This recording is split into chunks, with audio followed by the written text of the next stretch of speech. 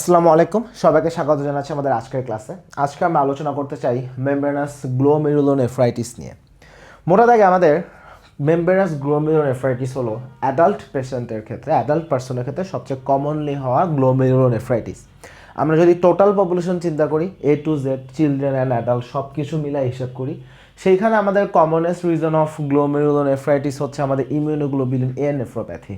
But আমরা যখন adult পার্সনের হিসাবটা আনি, অ্যাডাল্ট পার্সনের ক্ষেত্রে the commonest reason of glomerulonephritis is actually membranous glomerulonephritis. So এখানে এক্স্যাক্টলি আসলে প্রবলেমটা কি, একদম এক কথায় যদি আসলে আমাকে জিজ্ঞাসা করে, আমি বলবো যে আমাদের যে গ্লোমেরুলার বেসমেন্ট মেমব্রেন যেটা আছে, এখানে আসলে যেটা হয় সেটা হচ্ছে ইমিউন কমপ্লেক্স ডিপোজিটেড হচ্ছে। তাহলে কি হয়, এখানে ইমিউন কমপ্লেক্স ডিপোজিশন হয়। এখন যখন এই ইমিউন কমপ্লেক্স আসলে এখানে ডিপোজিশন হচ্ছে, তখন এইটার এগেনস্টে সেখানে কমপ্লিমেন্ট চলে আসে, কমপ্লিমেন্ট এবং কমপ্লিমেন্ট মিডিয়েটেড ড্যামেজ এখানে হয়। তখন পডোসাইট ওখানে ইনজুরি হয়। সো তখন ওখানে আমাদের দেখি যে আমাদের যেই পডোসাইট আছে, পডোসাইটে ইনজুরি হয় এবং সেইখান থেকে আসলে আমরা পরবর্তী দেখি যে প্রোটিনিউরিয়া ডেভেলপ করে। তাহলে এখানে মূল ব্যাপার হচ্ছে গ্লোমেরুলার বেসমেন্ট মেমব্রেন। এইখানে আমরা দেখি যে sub epithelial immune complex deposition হয় এবং সেইটার এগেনস্টে কমপ্লিমেন্ট অ্যাক্টিভেটেড হয়ে যায়, কমপ্লিমেন্ট মেডিয়েটেড ড্যামেজ হয় এবং সেখানে পডোসাইট ইনজুরি হয় এবং সেখানে আমরা পরবর্তী দেখি যে এখানে আসলে প্রোটিনিউরিয়া ডেভেলপ করছে। সো অ্যাকচুয়ালি পেশেন্ট এখানে ম্যাসিভ প্রোটিনিউরিয়া আছে, নেফ্রোটিক রেঞ্জ প্রোটিনিউরিয়া এখানে পেশেন্টের ডেভেলপ করে। Typical features of nephrotic syndrome, তাহলে typical feature of nephrotic syndrome বলতে এখানে পেশেন্টের বেসিক প্রেজেন্টেশন হবে, তাদের আমরা দেখব প্রোটিনিউরিয়া হচ্ছে মোর দেন 3.5 গ্রাম, মোর দেন 3.5 গ্রাম পার ডে। তাহলে নেফ্রোটিক রেঞ্জের প্রোটিনিউরিয়া হবে।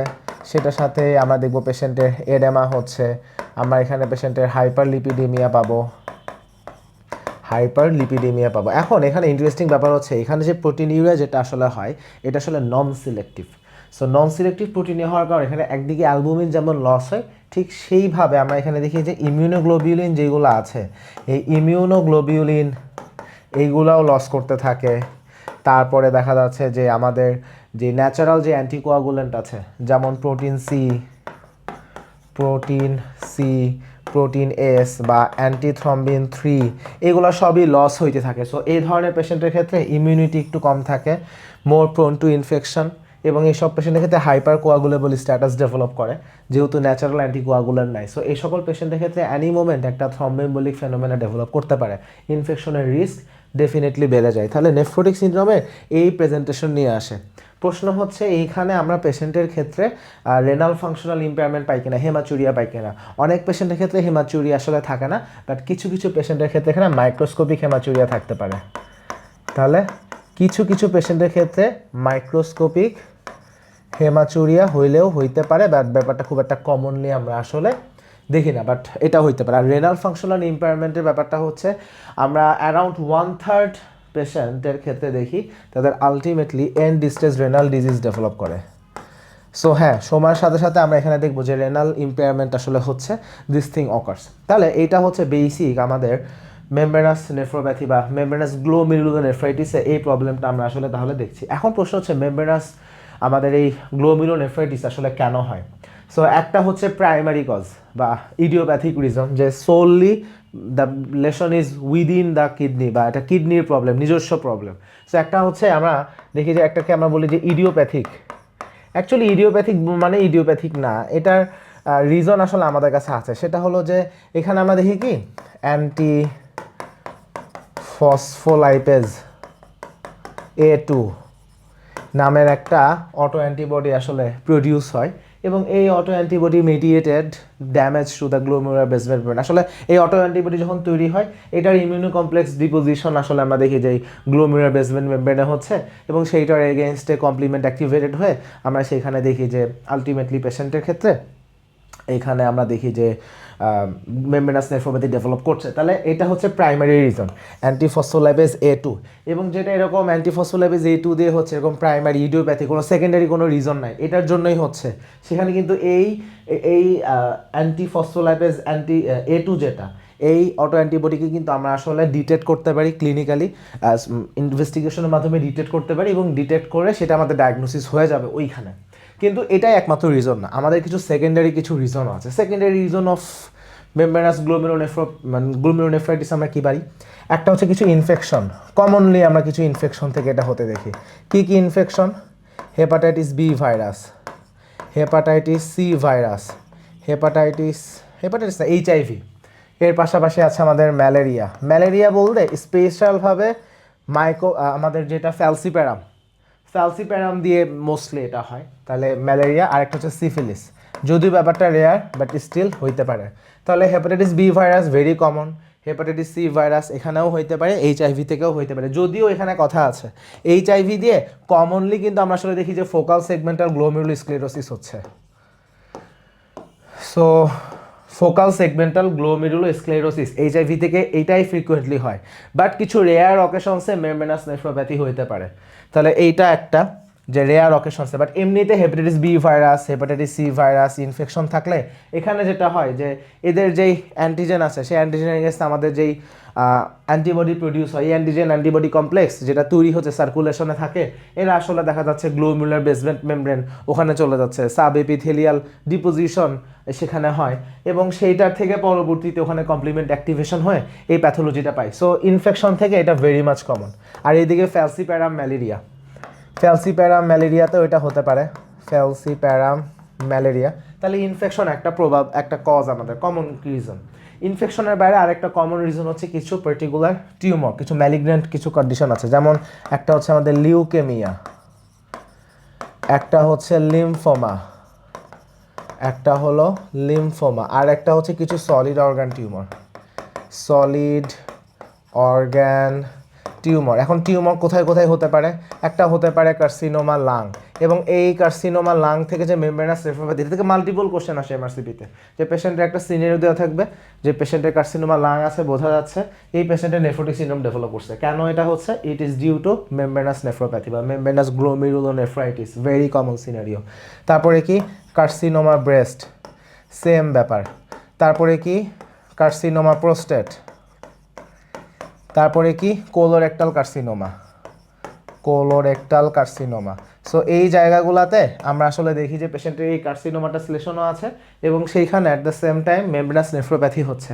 এখন এখানে প্রশ্ন আসতে পারে ক্যান্সারের সাথে এখানে মেমব্রেনাস নেফ্রোপ্যাথি কীভাবে আসলো, এখানে অ্যান্টিজেন অ্যান্টিবডি কোথেকে আসলো? সো ব্যাপারটা হচ্ছে টিউমার অ্যান্টিজেন। এই যে টিউমারগুলো বললাম, এই টিউমারের অ্যান্টিজেন আছে, এবং সেই টিউমার অ্যান্টিজেনের সাথে যদি আমাদের হোস্ট অ্যান্টিবডি রেসপন্স হয়, সেইটার ইমিউনো কমপ্লেক্স যদি ডিপোজিশন হয়, সেখান থেকে ঘটনা ঘটতে পারে। আবার এমনও হতে পারে যে টিউমার অ্যান্টিজেন ডাইরেক্ট গিয়ে আমাদের গ্লোমেরুলার বেসমেন্ট মেমব্রেন সেখানে ডিপোজিশন হয়েছে, পরে সেখানে অটো অ্যান্টিবডি চলে আসছে, পরবর্তীতে ইমিউন কমপ্লেক্স ডিপোজিশন হয়েছে, পরে কমপ্লিমেন্ট মেডিয়েটেড ড্যামেজ সেখানে হয়ে গেছে। তাহলে যে কোনোভাবে আসলে ব্যাপারটা আসলে হইতে পারে। তাহলে আমরা মোটামুটি এরকম ইনফেকশন, সলিড টিউমার, এইসব রিজনে এটা পাইতে পারি। কিছু ড্রাগ কজ থেকেও এটা আমরা পাইতে পারি। যেমন একটা ড্রাগ হচ্ছে আমাদের NSAIDs। এখন NSAIDসের কারণে আরও অনেকভাবেও কিন্তু গ্লোমেরুলোনেফ্রাইটিস হইতে পারে, যেমন মিনিমাল চেঞ্জ ডিজিজ, সেখানেও কিন্তু আমরা NSAIDসের কথা বলি। আসলে NSAIDসের জন্য মাল্টিপলভাবে আসলে নেফ্রোপ্যাথি হইতে পারে। সো NSAIDস থেকে হইতে পারে, এটা একটা হইতে পারে। তারপরে পেনিসিলামিন, এই ধরনের যে ড্রাগগুলো আছে তাদের জন্য পেশেন্টের ক্ষেত্রে আমরা মেমব্রেনাস নেফ্রোপ্যাথি বা মেমব্রেনাস গ্লোমেরুলোনেফ্রাইটিস আসলে পাইতে পারি। তাহলে একটা পেশেন্টের ক্ষেত্রে কারণগুলো কি মোটামুটি আমাদের একটা আইডিয়া হলো। এখন এই পেশেন্টের ক্লিনিক্যাল ফিচার্স কী হবে? সো বেসিক অলরেডি বলে ফেলেছি যে পেশেন্ট আমাদের কাছে নেফ্রোটিক সিনড্রোমের প্রেজেন্টেশন নিয়ে আসে, তাদের হিউজ প্রোটিনিউরিয়া থাকে, এবং প্রোটিনিউরিয়ার সাথে সাথে দেখা যাচ্ছে তার নন সিলেক্টিভ প্রোটিনিউরিয়া। সো অ্যালবুমিনও যাচ্ছে, তাদের প্রোটিন সি, প্রোটিন এস, অ্যান্টিথ্রম্বিন 3 এগুলো সবই যাচ্ছে। So hyper coagulable status develop করতেছে, পেশেন্টের ইমিউনোগ্লোবিন যেতে থাকে, সো ইমিউনিটি কমে আসবে। সো পেশেন্টের ইনফেকশন হওয়ার রেট বেড়ে যাবে, এগুলো পাবো। মাইক্রোস্কোপিক হেমাচুরিয়া থাকতেও পারে, নাও থাকতে পারে। এবং পেশেন্টের 1/3 পেশেন্টের ক্ষেত্রে আমরা দেখি যে স্পন্টেনিয়াসলি কন্ডিশনটা ভালো হয়ে গেছে, স্পন্টেনিয়াস রিমিশন অ্যারাউন্ড 1/3 পেশেন্টে পাওয়া যায়। অন দ্য আদার হ্যান্ড 1/3 পেশেন্টে দেখা যায় কি যে প্রোটিনিউরিয়া পারসিস্ট করে গেছে, এবং 1/3 পেশেন্টের ক্ষেত্রে দেখা যায় আস্তে আস্তে ব্যাপারটা এন্ড স্টেজ রেনাল ডিজিজের দিকে চলে যাচ্ছে। তাহলে এখানে আসলে পেশেন্টের প্রগনোসিস আসলে ভ্যারি করতে পারে, ম্যান টু ম্যান এটা ভ্যারি করতে পারে। তবে বেটার প্রগনোসিস কাদের ক্ষেত্রে হয়, যদি এমন হয় যে ফিমেল সেক্স অথবা প্রোটিনিউরিয়া ছিল কিন্তু খুব বেশি ম্যাসিভ প্রোটিনিউরিয়া হয় নাই, হ্যাঁ এরকম যদি হয়, বা খুব আর্লি অনসেট এবং এ ধরনের পেশেন্টের ক্ষেত্রে আমরা দেখি যে একটু বেটার প্রগনোসিস আসলে আসে। But most of the time আমরা আসলে দেখি যে মেমোরাস নেফ্রোপ্যাথি একটু মিডল এজের একটা মেল পারসন, তাদের ক্ষেত্রে আমরা একটু মোস্টলি আসলে দেখতে পাই। এখন এটা কীভাবে আমরা ডায়াগনোসিস করব? সো ডায়াগনোসিসের মানে যদি একদম direct to the point diagnosis করতে চাই, আমাদের আসলে রেনাল বায়োপসি করতে হবে। এখন আমরা যদি এখানে বায়োপসি করি, বায়োপসি করে আমরা ইলেকট্রন মাইক্রোস্কোপ করতে পারি। আমরা ইলেকট্রন মাইক্রোস্কোপ যদি করি, সেইখানে আমরা দেখব যে সাব এপিথেলিয়াল আমাদের এই জায়গাটা দেখবো যে ইমিউন কমপ্লেক্সগুলো ডিপোজিটেড হচ্ছে। So sub epithelial dense electron deposit দেখা যাবে। এখানে কি দেখা যাবে? Sub epithelial dense electron deposit.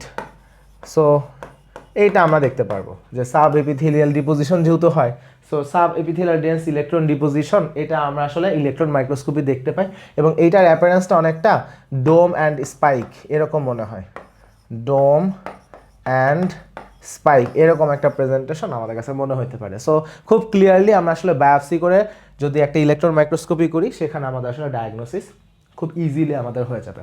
এখন কথা হচ্ছে আমরা এটাকে কীভাবে ট্রিট করবো। সো ট্রিটমেন্টের ক্ষেত্রে কথা হচ্ছে অনেকগুলো ক্ষেত্রে নেফ্রোটিক সিনড্রোমে আমরা হচ্ছে স্টেরয়েডের কথা বলি, বাট এখানে স্টেরয়েড এককভাবে যথেষ্ট না। এখানে অবশ্যই স্টেরয়েড আমরা আসলে দিই, বাট স্টেরয়েড এককভাবে যথেষ্ট না, স্টেরয়েডের সাথে একটা সেকেন্ড এজেন্ট অ্যাড করতে হয়। নর্মালি আমরা এখানে সেকেন্ড এজেন্ট হিসেবে সাইক্লোফসফামাইড চুজ করি। তাহলে এখানে আমরা সাইক্লোফসফামাইড, হ্যাঁ এটা আসলে চুজ করে থাকি। নর্মাল এটা আসলে আমাদের লিম্ফোসাইট প্রলিফারেশনকে এটা আসলে বাধাগ্রস্ত করে, লিম্ফোসাইট প্রলিফারেশনকে ইনহিবিট করে সাইক্লোফসফামাইড, এটা অ্যালকাইলেটিং এজেন্ট। সো স্টেরয়েড এবং সাইক্লোফসফামাইড নর্মালি আমরা দিয়ে থাকি। সো এইটা হচ্ছে আমাদের বেসিক ট্রিটমেন্ট। আমাদের ইমার্জেন্সি পার্ট 1-এ ট্রিটমেন্টে এইটুকুই কোশ্চেন করা হয়, এর বেশি পার্ট 1 আসলে জিজ্ঞাসা করা হয় না নর্মালি। আর প্রগনোসিস যেটা জিজ্ঞাসা করা যে আসলে এন্ডিসেস রেনাল ডিজিজ হইতে পারে, যেটা অলরেডি বলেছি যে অ্যারাউন্ড 1/3 পেশেন্টের ক্ষেত্রে এন্ডিসেস রেনাল ডিজিজ হইতে পারে, অ্যারাউন্ড 1/3 পেশেন্টের ক্ষেত্রে স্পন্টেনিয়াস রেমিশন আমরা দেখি, আর 1/3 পেশেন্টের ক্ষেত্রে আমরা দেখি যে প্রোটিনিউরিয়া পারসিস্ট করে যায়, আর অ্যারাউন্ড 1/3 পেশেন্টের ক্ষেত্রে আমরা দেখি এন্ড স্টেজ রেনাল ডিজিজে ব্যাপারটা হচ্ছে প্রোগ্রেস করে গেছে। সো এখানে আসলে ম্যান টু ম্যান আমাদের এখানে ভ্যারি করতে পারে, বাট কিছু প্রগনোস্টিক গুড প্রগনোস্টিক ফ্যাক্টর তো ডেফিনেটলি আছে। গুড প্রগনোস্টিক ফ্যাক্টর যেটা অলরেডি বললাম যে ফিমেল সেক্স বা প্রোটিনিউরিয়া একটু প্রথম থেকে একটু কম প্রোটিনিউরিয়া হচ্ছে এরকম পেশেন্ট, হ্যাঁ বা খুব আর্লি ব্যাপারটা ডেভেলপ করছে, সাধারণত এরকম কেসে একটু বেটার আউটকাম আমরা আসলে এক্সপেক্ট করি। সো এই ছিল মোটামুটি আমাদের মেমোরাস গ্লোমেরুলোনেফ্রাইটিস নিয়ে আলোচনা। সবাইকে অসংখ্য ধন্যবাদ।